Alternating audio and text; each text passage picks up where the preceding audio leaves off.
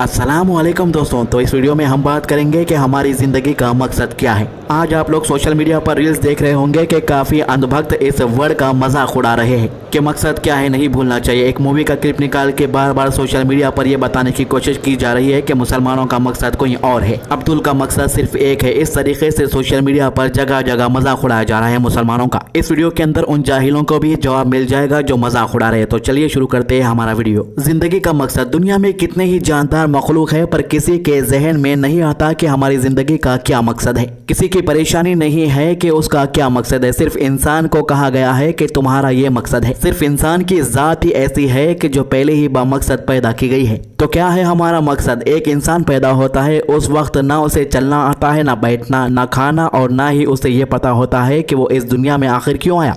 पूरी तरह से ला इल्म, हर एक चीज़ से बेखबर। फिर बड़ा होता है, फिर जवानी आती है और फिर बुढ़ापा आ जाता है। किसी की जिंदगी महलों में गुजरती है, किसी की सड़कों पर, किसी की मकानों में, किसी के किराए के घरों पर जिंदगी हर एक गुजारता है और बेशक हर एक को मौत आनी है। अल्लाह ताला कुरान में फरमाता है, ज्यादती की चाहत ने तुम्हें गाफिल कर दिया, यहाँ तक कि तुम कब्र तक जा पहुंचे। हरगिज नहीं तुम अनकरीब मालूम कर लोगे, हरगिज नहीं कि फिर तुम्हें जल्द इल्म हो जाएगा, हरगिज नहीं अगर तुम यकीनी तौर पर जान लो तो बेशक तुम जहन्नुम देख लोगे और तुम उसे यकीन की आंख से देख लोगे।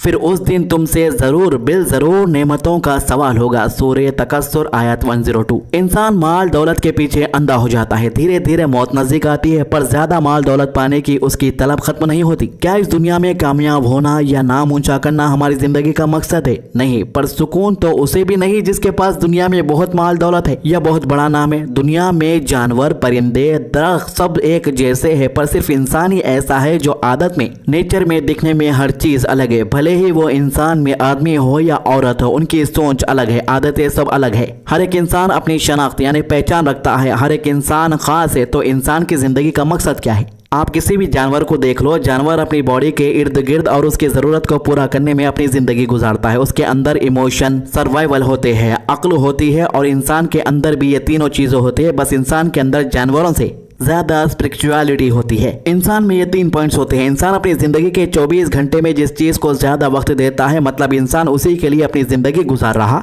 अपना पेट, अपनी औलाद, कंपटीशन में रहता है, मुझे उससे अच्छा दिखना है, मुझे उससे अच्छा दुनिया में नाम कमाना है, बस इन्हीं चीजों में घिरा रहता है। या अपनी जरूरत को पूरा करने में अपना पूरा वक्त लगा रहा होता है, अपने आप को हमेशा सही साबित करता है। और ये गलत भी नहीं है, ये इंसान की ज़रूरतें हैं और ज़रूरतें पूरा करनी चाहिए। पर अपनी ज़रूरतें पूरा करना इंसान की ज़िंदगी का मकसद नहीं हो सकता है, और 95% लोग इसमें शामिल है। दूसरा, इमोशनली तौर पर इसमें इंसान एथिक्स को सबसे ज़्यादा ज़रूरी समझता है। इसमें इंसान दूसरों को जल्दी माफ़ करना, छोटी छोटी चीज़ों में खुश रहना, दूसरों की खुशी में खुश, दूसरों के गम में गम का एहसास होना। इसमें इंसान को कंपटीशन की चाहत या किसी से आगे बढ़ने की तमन्ना नहीं होती है। दूसरों को अप्रिशिएट करते हैं, जो भी करते हैं दिल की खुशी के लिए करते हैं। और इनमें इंसान पहले लेवल वाले दूसरे लेवल पर आ सकते हैं और पहले लेवल वाले रूहानी लेवल पर आ सकते हैं। इनमें बदलाव मुमकिन होते हैं और इनमें 5% लोग ही आते हैं दुनिया में। तीसरा, रूहानी तौर पर कुछ इंसान दूसरों को इंस्पायर करते हैं, वो जहाँ जाते हैं वहाँ का माहौल वैसे ही हो जाता है। इनके लिए इंसान अच्छा बुरा नहीं होता, बल्कि हालात अच्छे बुरे होते हैं, काम अच्छा बुरा होता है। ये अपनी जिंदगी में अच्छाई को पैदा करते हैं और इनका मकसद लोगों की परेशानियों को हल करना होता है। और इस लेवल के लोग कभी भी वापस पहले के 2 लेवल पर नहीं पहुंच सकते। यहाँ आकर इसमें इंसान क्यों की तलाश करता है किसी भी चीज में, और इसमें सिर्फ 0.5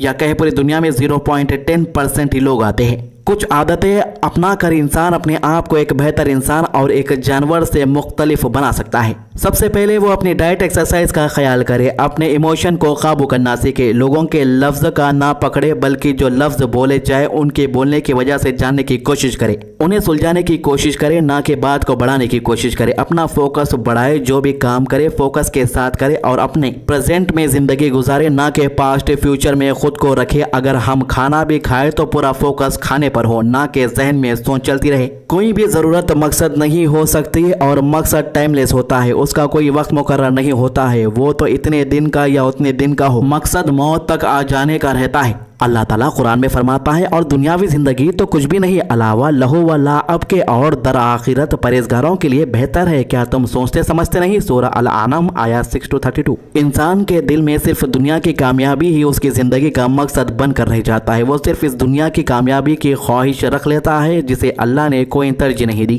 जो सिर्फ लहू लाअब के अलावा कुछ नहीं है। अल्लाह ताला कुरान में फरमाता है, और मैंने इंसानों और जिन्नातों को सिर्फ अपनी ही इबादत के लिए पैदा किया है। सूरह ज़ारियात आयत 51-56। अल्लाह ताला कुरान में फरमाता है, कह दीजिए कि अल्लाह ताला और रसूल की इताअत करो, अगर ये मुंह फैले तो बेशक अल्लाह ताला काफिरों से मोहब्बत नहीं करता। सूरह अल इमरान आयत 32।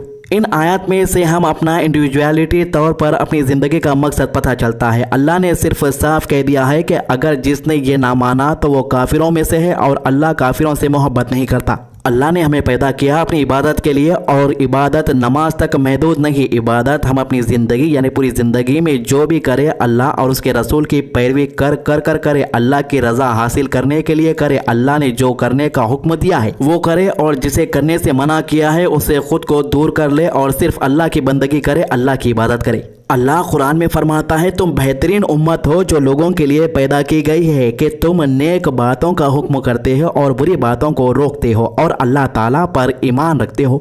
अगर अहले किताब भी ईमान लाते तो उनके लिए बेहतर था। उनमें ईमान लाने वाले भी है लेकिन अक्सर तो फासिक है। सूरह अल इमरान आयत 110। अल्लाह ताला कुरान में फरमाता है, तुम में से एक जमात ऐसी होनी चाहिए जो भलाई की तरफ बुलाए और नेक कामों का हुक्म करे और बुरे कामों से रोके, और यही लोग फलाह और निजात पाने वाले हैं। सूरह अल इमरान आयत 104। अल्लाह ने इन आयत के जरिए हमें इज्तिमाई जमात के तौर पर हमारा मकसद बताया है। हमें एक उम्मत के रूप में पैदा किया जहां हमें अपनी इबादत करने का हुक्म दिया, वहीं हमें जमात के रूप में बुराई को रोकने का और नेकी करने का हुक्म दिया।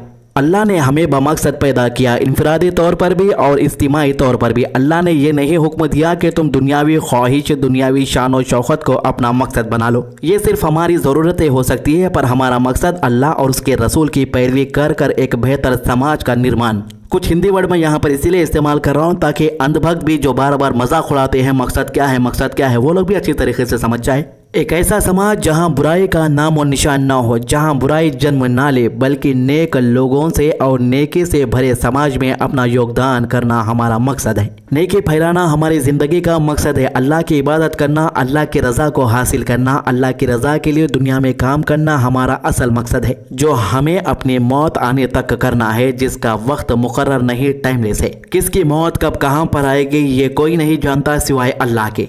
और इस्लाम ने हमें यह हरगिज़ नहीं सिखाया है कि हम किसी के दूसरे मज़हब के बारे में कुछ गलत बोले, दूसरों के मजहबी किताबों के बारे में गलत बोले। इस पर कुछ लोग ये कहते हैं कि जो लोग मंदिरों में आकर मूर्तियां तोड़ते हैं उस पर आप लोग बात क्यों नहीं करते। भाई, अगर कोई मंदिर में आकर मूर्ति तोड़ता है इसकी इजाज़त इस्लाम नहीं देता। इस्लाम तो ये कहता है कि दूसरों के खुदाओं को तुम गलत ना कहो क्योंकि वो तुम्हारे खुदा को गलत कहेंगे। अब जाहिर सी बात है कि हर मज़हब के लोगों में कुछ अच्छे लोग भी होते हैं, कुछ गलत लोग भी होते हैं। दुनिया में कई मज़हब है जिनके अंदर अच्छे भी लोग होते हैं, बुरे भी होते हैं, लेकिन एक मज़हब को टारगेट करके ये कहना कि तुम्हारा मज़हब ये सिखाता है, ये गलत है। इस्लाम ने हर बुरी चीज़ से मना किया है और जो लोग गलत काम करते हैं हर मुल्क के अंदर उनका कानून है, उसके हिसाब से उन्हें सजा दी जानी चाहिए, ना कि उन्हें बचाना जाना चाहिए। तो ये थी वीडियो, क्योंकि वीडियो बड़ी हो रही है इसीलिए इस वीडियो को मैं यहीं पे ख़त्म करता हूँ। हमारे चैनल को सब्सक्राइब कीजिए। अगर आप और इस्लामिक वीडियोज़ देखना चाह रहे हैं तो कमेंट कीजिए। अल्लाह हाफिज़।